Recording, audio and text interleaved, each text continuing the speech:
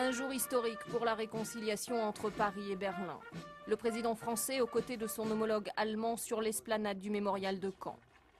Gerhard Schröder est accueilli chaleureusement par la foule et pour la première fois, la fanfare joue l'hymne national germanique avant la Marseillaise.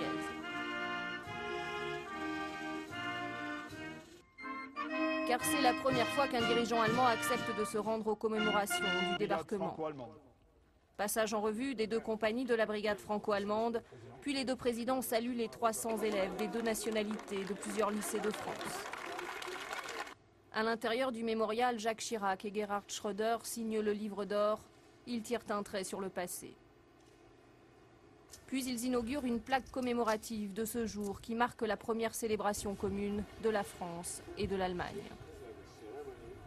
En ce jour du souvenir et de l'espérance, les Françaises et les Français vous reçoivent plus que jamais en amis, ils vous reçoivent en frères. Réconciliation historique de nos deux nations. 60 ans après, le chancelier allemand reconnaît la responsabilité de l'Allemagne dans ce conflit. Pour lui, le 6 juin doit être le symbole de la libération et non plus de l'invasion. Nous, les Allemands, nous savons qui a déclenché la guerre. Nous connaissons notre responsabilité devant l'histoire, mais nous savons aussi que ces morts n'ont pas été inutiles. Car aujourd'hui, nous vivons en paix et en liberté.